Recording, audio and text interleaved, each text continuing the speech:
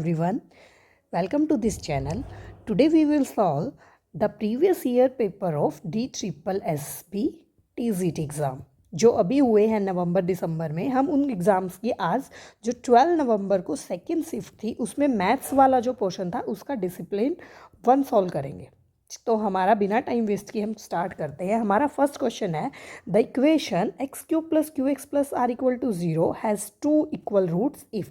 हमें कंडीशन दी हुई है 4। इन चारों कंडीशन में से वो कंडीशन चेक करनी है कब हमारे पास इस इक्वेशन के इक्वल रूट्स होंगे। इसके पीछे का कंसेप्ट क्या होता है? इक्वल रूट्स मतलब रिपीटेड रूट्स है हमारे पास। एक रूट 2 बार रिपीट कर रहा है तो वो इसका मतलब फंक्शन का भी रूट है और इसके डेरिवेटिव का भी रूट है। अगर ट्रिपल रूट होता तो मतलब वो सेकेंड डेरिवेटिव का भी होता। ठीक है, यहाँ पर हमारे पास 2 इक्वल रूट्स मतलब 2 टाइम्स रिपीटेशन है तो हमारे पास फंक्शन का भी है और उसके डेरिवेटिव का भी है। तो हमने मान लिया एफ एक्स क्या है हमारे पास, x cube plus q x plus r equal to 0। अब हम इसका डेरिवेटिव करेंगे। एफ डैश एक्स क्या होगा, 3x² प्लस क्यू। ठीक है, अब इक्वल करके हमें बेसिकली क्या करना है, एक्स की वैल्यू निकाल के इन दोनों इक्वेशन में से कैसे भी हम सॉल्व करके हमें इन चारों में से रिलेशन फाइंड करना है। तो मैंने यहाँ से इसको इक्वल टू 0 करके यहाँ से x² की वैल्यू निकाल ली, क्या आ गई, -q/3। ठीक है, अब मैं इस x² की वैल्यू को फर्स्ट इक्वेशन में रख देती हूँ एफ एक्स में। तो ये क्या बन जाएगी, x into -q/3 plus q into x plus r equal to 0। यहाँ से x कॉमन लेंगे तो -q/3 plus q plus r equal to 0। ये क्या हो गया हमारे पास, 2q/3x plus r equal to 0। यहाँ से मैं x को सॉल्व कर सकती हूँ, x इक्वल टू -3r/2q। ठीक है, अब हमारे पास इनकी वैल्यू आ गई है तो हम कुछ भी, या तो हम डायरेक्ट सेकेंड इक्वेशन में पुट कर दें x की वैल्यू, या फिर हम फर्स्ट में भी पुट कर सकते हैं। तो जैसे हम सेकेंड में पुट करेंगे जिससे हमें शॉर्ट लगे, मतलब टाइम भी सेव करना है साथ साथ, तो आपको इस इक्वेशन में पुट करेंगे तो 3 इंटू -3r/2q का square plus q equal to 0। Solve करो, क्या आएगा, 3 into 3 to the square 9r² / 4q² plus q equal to 0। ये माइनस था, माइनस का स्क्वेयर प्लस 3 9 27r²। इसका एलसीएम ले लो, 4³ और डिवाइड में 4q² था इक्वल टू 0 है। जब हम इसको राइट साइड ले जाएंगे तो क्या आ जाएगा, 27r² plus 4q³ equal to 0। तो हमारे पास ये रिलेशन, अब ये मैच कर लो, ये किससे कर रहा है, थर्ड से। तो इसका आंसर हो गया थर्ड। इसको समझाने में टाइम लग रहा है, अगर आप स्पीडली करोगे तो ये बहुत शॉर्ट टाइम में होता है और हमें टाइम सेव करना होता है पेपर। ठीक है, तो हम नेक्स्ट क्वेश्चन पे चलते हैं। नेक्स्ट हमारे पास लिमिट फाइंड करनी है इस क्वेश्चन की। Find the limit of the sequence this. अब ध्यान से देखो, लिमिट हम टर्म फाइंड करते हैं तो limit n goes to infinity पे। ये हमारी एक स्पेशल टाइप ऑफ लिमिट का क्वेश्चन है जो हमारी होती है 1 की पावर इन्फिनिटी फॉर्म की। देखो यहाँ पर n/5 प्लस n की पावर n² है। जब तुम n को इन्फिनिटी लोगे, सबसे पहले इसको सोल्व करते हैं हम कैसे, limit n goes to infinity. पहले मैं ये वाली फॉर्म बता रही हूँ तुम्हें कि 1 की पावर इन्फिनिटी कैसे है। n कॉमन लिया, नीचे से n कॉमन, तो 5/n plus 1 into n², power सबका n² है। जब भी हम limit n goes to infinity ली, ये कैंसिल, यहाँ पर आ गया हमारा 1, ये 0 किया तो ये 0 को चला गया, ये है। देखो मैं दोबारा लिख देती हूँ, 1/0 प्लस 1 की पावर n² की, n की जगह इन्फिनिटी पुट करना था तो ये हो गया 1 की पावर इन्फिनिटी फॉर्म। ठीक है, ये आपको देखते ही क्वेश्चन में आइडिया लग जाएगा कि 1 की पावर इन्फिनिटी फॉर्म है। इस टाइप के क्वेश्चन को सोल्व करने के लिए हमारे पास एक मेथड होता है शॉर्टकट। उसको कैसे करते हैं, देखो जो भी हमारे पास यहाँ पे फंक्शन गिवन है उसमें से 1 माइनस करो, और ये e की पावर में होता है। ठीक है, 5 + 1, 5 + n - 1, 1 माइनस किया और जो पावर में है उसके साथ मल्टीप्लाई, उसको साथ में मल्टीप्लाई कर दो और limit n goes to infinity. समझे क्या करना होता है, एक्सपोनेंशियल की पावर में सोल्व करना है। जो भी यहाँ पर गिवन है ये फंक्शन, उसमें से एक माइनस करना है, 1 माइनस, और उसको जो पावर में है उसको मल्टीप्लाई में लिख देना। तो हम इसको सॉल्व करेंगे, या क्या आ गया, e की power limit n goes to infinity n - 5 - n/5 + n into n²। ये से कट गया, क्या आ गया, ई की power limit n goes to infinity -5n² by 5 + n। अब ई की पावर ऊपर n² है, नीचे n है, ऊपर की पावर ज़्यादा है तो इसका मतलब यहाँ पे बचेगा -5n, क्योंकि हम अगर यहाँ से n कॉमन लें यहाँ से तो 5/n हो जाएगा, ये 5/n होगा तो वो गोज़ टू 0 चला जाएगा, तो इसलिए यहाँ से टर्म सिर्फ बचेगी -5/n और लिमिट है n गोज़ टू इन्फिनिटी। या इसको ऐसे भी लिख सकते हो 1/e की पावर 5n और limit n goes to infinity. जब limit n goes to infinity गई तो क्या हो गया, 1/e की पावर इन्फिनिटी, e की इन्फिनिटी क्या होता है, इन्फिनिटी, तो 1/∞ हो गया 0। ठीक है, तो इसका आंसर हो गया हमारा 3। Got it? नेक्स्ट क्वेश्चन हमसे पूछा है which of the following statement is true. वैसे तो ये क्वेश्चन हमारा रिजल्ट बेस्ड होता है, स्टेटमेंट्स होती हैं कि आपको डायरेक्ट ही पता लग जाना चाहिए देखते ही। जैसे हमसे इसमें पूछा है फॉल्स, एक ये भी ध्यान रखना है मेनली हमसे एग्जाम में फॉल्स वाले क्वेश्चन ज़्यादा पूछे जाते हैं और वो आपको ध्यान देना होता है। कई बार हम क्या करते हैं, यहाँ पे ट्रू देखा, ये पढ़ते ही नहीं है कि फॉल्स पूछा है या ट्रू। हमने देखा जैसे आर इज कंप्लीट, हमें पता है कि आर कंप्लीट हो तो हम डायरेक्ट टिक कर देते हैं, बट ये हमें बेसिकली ध्यान रखना चाहिए क्वेश्चन में फॉल्स पूछा है या ट्रू। तो ये रिजल्ट्स होता है आर इज़ कंप्लीट, जो आर होते हैं हमारे रियल नंबर्स होते हैं वो हमारे पास कंप्लीट होते हैं। ठीक है, कंप्लीट का मतलब मैं यहाँ पे एक्सप्लेन कर देती हूँ। कंप्लीट का मतलब होता है वो हमारे जो लिस्ट अपर बाउंड वाली प्रॉपर्टी होती है, लिस्ट अपर बाउंड प्रॉपर्टी, या उसको तुम बोल सकते हो कंप्लीटनेस एक्सियम होता है, जो कंप्लीटनेस एक्सियम मतलब जो हमारा हर नॉन एम्प्टी बाउंडेड सेट है, bounded subset, non empty bounded subset of R, जो हमारे पास बाउंडेड अबोव है, that is bounded above has a supremum in R. कोई भी बाउंडेड अबोव सेट है आर का, वो हमेशा सुप्रीमम करेगा। जैसे फॉर एग्जांपल 1 2 है तो इसमें सबसे हाईएस्ट वैल्यू क्या है 2, तो इसका सुप्रीमम क्या है 2। इस टाइप से आर कंप्लीट, तो रियल नंबर्स में ये प्रॉपर्टी सेटिस्फाई होती है क्योंकि ये कंप्लीटनेस एक्सियम को फुलफिल करता है। तो ये आप रिजल्ट्स के तौर पे भी याद रख सकते हो कि जो आर होता है वो हमारा कंप्लीट। तो ये तो ट्रू हो गया, हमें फॉल्स बताना है। सेकेंड है real number has law of trichotomy. ये क्या होता है, कोई भी दो रियल नंबर होते हैं ए और बी, तो उनमें उसके लिए लॉ ऑफ ट्रिकोटोमी क्या कहता है, या तो हमारी ये कंडीशन सेटिस्फाई हो, या हमारे पास ये सेटिस्फाई हो, या ये। अगर इन ये तीनों में से कोई कंडीशन सेटिस्फाई हो रही है तो इसका मतलब जो हमारा है वो, जैसे यहाँ पे रियल नंबर्स की बात कर रहा है तो वो लॉ ऑफ ट्रिकोटोमी को फॉलो करता है। तो रियल नंबर्स में तो हमारी ये तीनों कंडीशन फुलफिल होती हैं, जैसे 1 < 2 भी होता है, 3 < 2 भी होता है, ये भी कंडीशन मिल जाएगी, 3 < 4 इक्वल भी हो जाएंगे, 1 = 1 होता है। तो इसलिए हमारा जो रियल नंबर है वो लॉ ऑफ ट्रिकोटोमी को भी फॉलो करता है। तो हमारी दोनों स्टेटमेंट ट्रू हो गए। R is an ordered field. Ordered field का मतलब होता है कि वो सारे के सारे एक्सियम सेटिस्फाई करता है, जैसे मल्टीप्लिकेशन वाला, एडिशन का, सब्सट्रैक्शन का, इन सारे एक्सियम्स को जो फील्ड फॉलो करती है उसको हम बोलते हैं ऑर्डर्ड फील्ड। ये बहुत कंसेप्ट में फील्ड थ्योरी में रियल में घुस जाएगा, इसलिए मैं इनको आपको सिर्फ बेसिक चीज़ें बता रही हूँ। आप याद भी रख सकते हो इन तीनों को एज ए रिजल्ट कि जो रियल नंबर होते हैं वो हमेशा कंप्लीट होते हैं, लॉ ऑफ ट्रिकोटोमी को भी फॉलो करते हैं और ऑर्डर्ड फील्ड भी होते हैं। ठीक है, तो हमारे पास अगर तीनों ऑप्शन 3 हैं तो हमारे पास फोर्थ ऑप्शन बच गया, complement of each dense subset is dense in R. देखो, अगर आपको पेपर में ये नहीं पता कि डेंस सेट क्या होता है, ठीक है, बट हमें रियल नंबर के बारे में ये 3 प्रॉपर्टी पता है, तो अगर ये तीनों ट्रू है तो ऑटोमेटिक फोर्थ ऑप्शन फॉल्स हो गया। ठीक है, तो यहाँ पर फोर्थ ऑप्शन ही आपका आंसर है।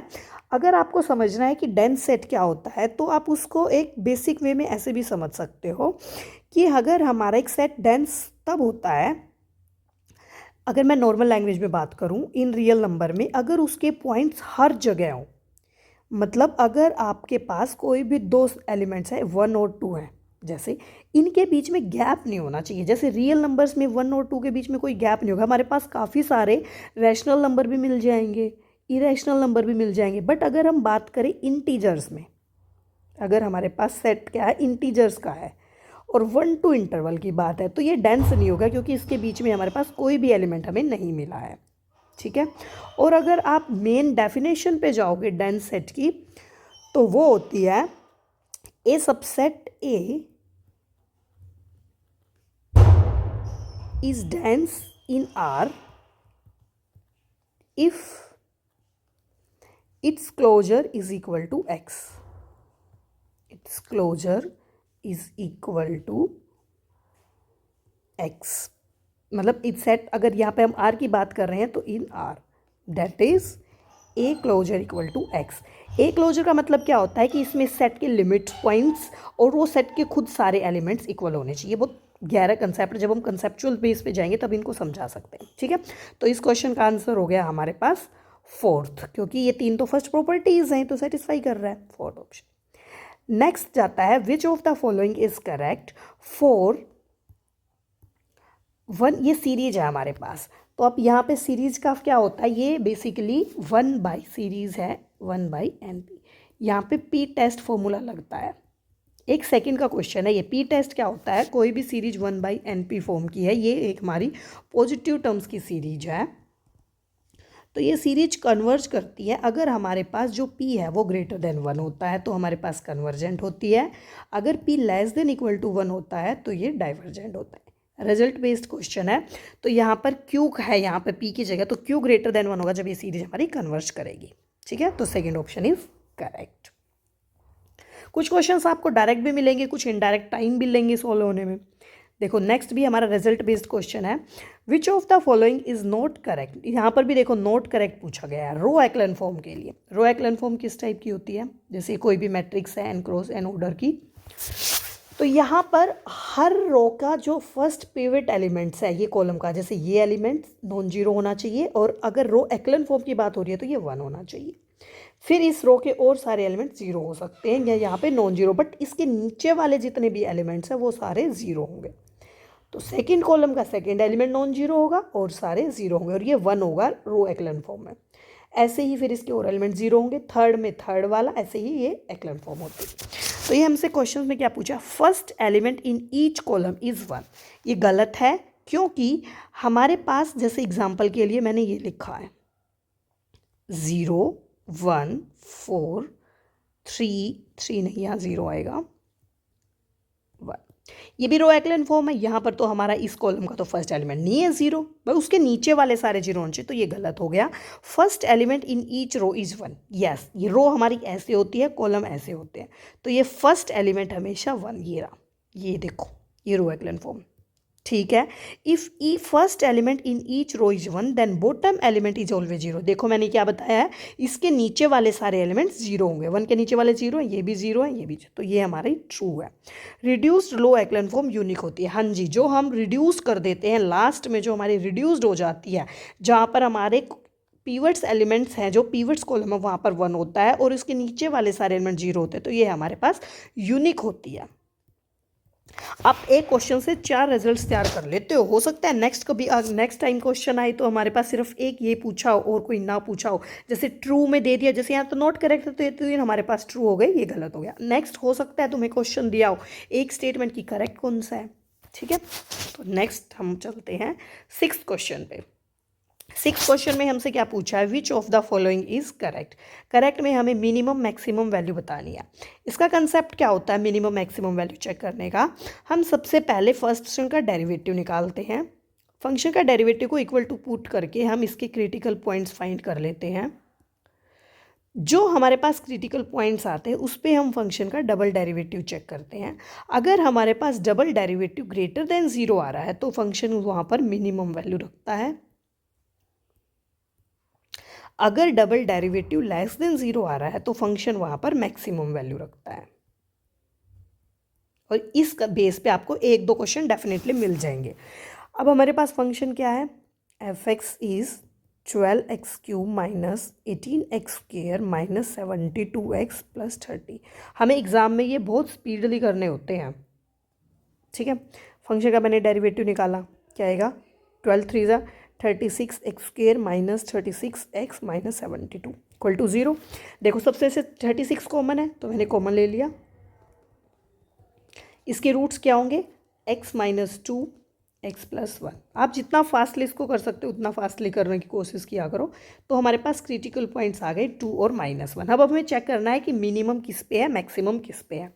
इसके लिए क्या करेंगे, डबल डेरिवेटिव फाइंड करेंगे। तो फंक्शन का डबल डेरिवेटिव क्या आएगा, हम देखो इसका निकाल लो चाहे ये निकाल लो, इसमें 36 टू जा करोगे कैलकुलेशन ज़्यादा होगी तो हम इसका कर लेते हैं 2x-1 पुट करो, f डबल डैश 2 पे चेक करो क्या आएगा 4-1 3 विच इज़ ग्रेटर देन 0। तो हमें ये तो पक्का हो गया कि 2 पर मिनिमम है, ठीक है।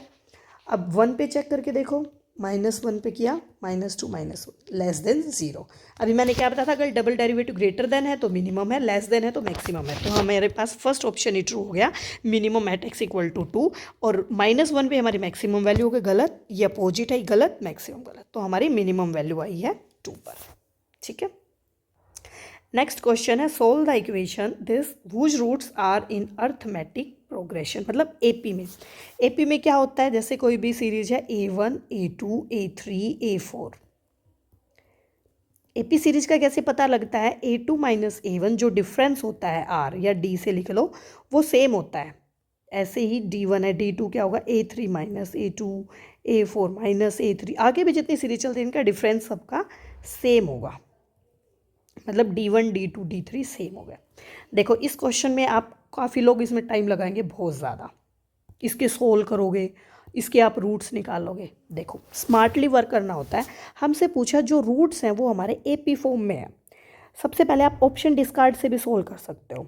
देखो फोर्थ ऑप्शन को देखो, 3 में से गया 2, 4 में से 3 गया 1, ये तो एपी फॉर्म का ही नहीं है, डिस्कार्ड हो गया, क्योंकि हमारे जो रूट्स हैं वो एपी फॉर्म में होने चाहिए, डिस्कार्ड। यहाँ देखो 2-1 1, 4-2 2, ये भी एपी फॉर्म में नहीं है, डिस्कार्ड। ऑप्शन बच गए 2। कई बार क्या होता है एक ही ऑप्शन बच जाता है तो वो डायरेक्ट आंसर हो जाता है। जैसे कोई यहाँ पे देखो 3-1 2, 5-3 2, 2-1 1, ये दोनों तो एपी में है, ठीक है। अब सेकंड हमें चेक करना है, ये रूट है, अगर कोई भी रूट होता है तो वो इक्वेशन को सेटिस्फाई करता है हमारा हमेशा। तो हमारा ऑप्शन या तो फर्स्ट आंसर है या थर्ड आंसर है। अब फर्स्ट और इसमें सेम क्या है, 1 है 3 है, 1 और 3 है, इसका मतलब या तो इसका 2 रूट नहीं है या 5 है, इन दोनों में से चेक करना है। तो अगर हम 2 को देखें, क्योंकि हम मेनली स्टार्ट हर कोई फर्स्ट ऑप्शन से करता है, अगर हम 2 को करें 2 सेटिस्फाई करेगा, 2 की पावर 3 -9 इंटू 2 की power square plus 23 into 2 -15, 2 3 is 8, 4 36 plus 6 4 -15, ये देखो 8 minus plus 10 -15, 18 -15 3 not equal to 0। इसका मतलब 2 यहाँ पर रूट नहीं है। तो आप डायरेक्ट इसको चेक नहीं करने लगोगे, कहीं फिर चेक करने लगो कि 5 रूट है, नहीं। अगर 2 रूट नहीं आया तो इसका मतलब 3 ही हमारा आंसर है, और ये एपी को भी फॉलो कर ही रहा है, तो हमारे पास आंसर हो गया 3, ठीक है। नेक्स्ट क्वेश्चन है, let A be the 1 2 3 number of 1 1 function put find करने हैं हमें। 1 1 फंक्शन निकालने का फॉर्मूला होता है NP2। n कितने नंबर है, यहाँ पे 3 है तो n हो गया हमारे पास 3, तो 3p2, p मतलब परमोटेशन, कैसे सोल्व करते हैं 3 इंटू 2 क्या हो गया 6, तो आंसर हो गया 4। ये शॉर्टकट है, याद रखना। नेक्स्ट क्वेश्चन है, इफ़ x इज़ 1 2 3 दे रखा है हमें, x ये रिलेशन दिया है x minus y is divisible by 3, ठीक है। हमें बताना है कि कौन सा ऑप्शन करेक्ट है, कि ये ट्रांजिटिव नहीं है, सिमेट्रिक नहीं है, रिफ्लेक्सिव नहीं है, इक्विवेलेंस रिलेशन। इक्विवेलेंस रिलेशन कौन सा होता है, जो रिफ्लेक्सिव भी होता है। इक्विवेलेंस रिलेशन मतलब रिफ्लेक्सिव, सिमेट्रिक, ट्रांजिटिव, तीनों प्रॉपर्टी सेटिस्फाई करें। तो देखो रिफ्लेक्सिव के लिए क्या चेक करना होता है, ए उस कंडीशन को सेटिस्फाई करें। रिफ्लेक्सिव के लिए क्या किया, ए जिसे यहाँ पे एक्स वाई है तो x minus x by 3 0/3 divide करेगा 3 को, 0 को तो 3 डिवाइड करता है, तो इसका मतलब ये रिफ्लेक्सिव तो है हमारे पास, ठीक है। इसका मतलब थर्ड ऑप्शन गलत हो गया। फिर अगर x माइनस वाई 3 को डिवाइड कर रहा है तो y माइनस एक्स भी करेगा, क्योंकि इसमें से हम माइनस कॉमन ले लें y माइनस एक्स में से, तो क्या हो जाएगा, अगर इसको डिवाइड कर रहा है तो माइनस वाले को भी करेगा, तो इसका मतलब ये हमारे पास सिमेट्रिक भी है। ट्रांजिटिव के लिए क्या सेटिस्फाई कराना होता है, अगर x माइनस वाई सेटिस्फाई कर रहा है, y माइनस जेड सेटिस्फाई कर रहा है, तो हमारे पास x माइनस जेड भी सेटिस्फाई करेगा। देखो ये हमें given x minus y by 3 divide कर रहा है, ये भी है डिवाइड कर रहा है, तो x माइनस जेड क्या होता है, x minus y plus y minus z, ठीक है। अगर ये डिवाइड, इसको डिवाइड बाई 3 कर दो, अगर ये डिवाइड कर रहा है, ये कर रहा है, तो ये भी डिवाइड करेगा, देखो, अगर हमें किसी को चेक करना है कि वो नंबर है कोई भी, वो 3 से डिवाइड हो रहा है, तो हम क्या करते हैं, उसका अगर सम 3 से डिवाइड हो जाता है तो वो फंक्शन भी 3 से डिवाइड हो जाता है। जैसे मुझे चेक करना है 27 3 से डिवाइड होता है या नहीं होता है, ये लगा लो 3 नंबर में, 27 में तो तुम कहोगे डायरेक्ट ही पता लग जाता, ठीक है। 3 से डिवाइड चेक करने के लिए हमें क्या करना, अगर इसका सम भी 3 से डिवाइड कर जाए ना तो वो मतलब 3 से डिवाइड हो जाता। जैसे यहाँ देखो 7 2 9 10, 10 तो 3 से डिवाइड नहीं होता, ठीक है। इसलिए मैंने वो चेक किया, हमें चेक करना था x माइनस जेड डिवाइड करता है या नहीं ट्रांजिटिव के लिए, तो x माइनस वाई बाई 3 करता है, y माइनस जेड भी करता है, तो अगर 3 से चेक करना है तो इनका सम भी होगा, तो 3 सम क्या था, x माइनस जेड बाई 3, तो ये ट्रांजिटिव भी है, तो इसका मतलब ये तीनों कंडीशन सेटिस्फाई कर रहा है। तो हमारे पास जो है रिलेशन गिवन है वो इक्विवेलेंस रिलेशन हो जाएगा, ठीक है, ये दोनों गलत हो जाएंगे। नेक्स्ट हमें बताना है सिस्टम ऑफ इक्वेशन का, हमारे पास क्वेश्चन गिवन है। इस क्वेश्चन को भी आप दो तरीके से सॉल्व कर सकते हो, एक तो इनको तीनों को सॉल्व करो, जैसे फर्स्ट और सेकंड कंडीशन लो, ठीक है, फिर इसको सॉल्व करो, फिर थर्ड में इस इक्वेशन जो आएंगी हमारे पास वैल्यू उसको सेटिस्फाई करो, वो थोड़ा टाइम टेकिंग हो जाता है। तो आप स्मार्टली कैसे वर्क कर सकते हो, देखो हमारे पास दो वैल्यू गिवन है, x equal to 5 y minus 3, x equal to -5 y equal to 3। अब जो ये वैल्यू उसी को सेटिस्फाई करा के देख लो इन इक्वेशन में, अगर ये इसका सॉल्यूशन होंगी तो उसको सेटिस्फाई करेंगी। जैसे x इक्वल टू 5, मैं इसको चेक करती हूँ फर्स्ट वाले में, तो 3 इंटू 5 प्लस 4 इंटू -3 इज -3, 5 3 जा 15 -12 -3, बट यहाँ तो 3 आ रहा है, 3 इज नॉट इक्वल टू -3, तो इसका मतलब ये तो सॉल्यूशन ही नहीं है। अगर इसकी जगह ये चेक करें हम फोर्थ वाला, तो देखो 3 into -5 plus 4 into 3 equal to -3, -15 plus 12 equal to minus, तो ये क्या आ गया -3 is 3। इसका मतलब ये सेटिस्फाई कर रहा। अब ये नहीं है कि एक को कर गया तो सबको चेक करना ज़रूरी है, अगर हम बाई ऑप्शन जा रहे हैं तो, ठीक है, ये यहाँ पे सभी को सेटिस्फाई कर जाएगा, आप चेक कर सकते हो। देखो मैं इसमें और दिखा देती हूँ, जैसे -2 इंटू -5 -3 इंटू 3 1, क्या हो गया 10 -9 1, ठीक है, इसको भी सेटिस्फाई करेगा ये। तो इससे इसका मतलब ये ऑप्शन गलत हो गया, नो सॉल्यूशन, क्योंकि हमारे पास एक सॉल्यूशन तो मिल ही रहा है और इन्फाइनेटली मैंने सॉल्यूशन भी नहीं आएगा, इसका आंसर यूनिक सॉल्यूशन ही आएगा। आप चाहे आप इन तीनों को सोल्व कर सकते हो। वैसे आप बाई ऑप्शन इस ऑप्शन को डिस्कार्ड नहीं कर सकते इन्फाइनेटली मैनी सॉल्यूशन वाले को, बट हमारे पास पेपर में थोड़ा टाइम कम होता है तो हमें हल्का फुल्का रिस्क भी लेके चलना पड़ता है। अगर आपके पास काफ़ी टाइम है तो हम कर सकते हैं, बट DSSS में क्या होता है ना, तो आप बैक जा सकते हो, तो आप साथ साथ सोल्व करते हुए चलते हो। तो हमारे पास ये ऑप्शन डिस्कार्ड हो गया, ये हो गया, तो इसमें पॉसिबिलिटी होता है यही, क्योंकि एक यही ऑप्शन आपको सेटिस्फाई कर रहा है। फिर भी आपके पास टाइम है तो आप जितना स्मार्टली ज़्यादा कर सकते हो सोल्व, टाइम सोल्व करके आप इन दोनों इक्वेशन को सोल्व करना, कोई भी दो इक्वेशन को, वहाँ से तुम्हारे पास x और y आ जाएंगे, फिर उसको थर्ड में सेटिस्फाई करा देना। अगर सारी सेटिस्फाई कर रहे हैं तो इसका मतलब वो यूनिक सॉल्यूशन रखता है, ठीक है।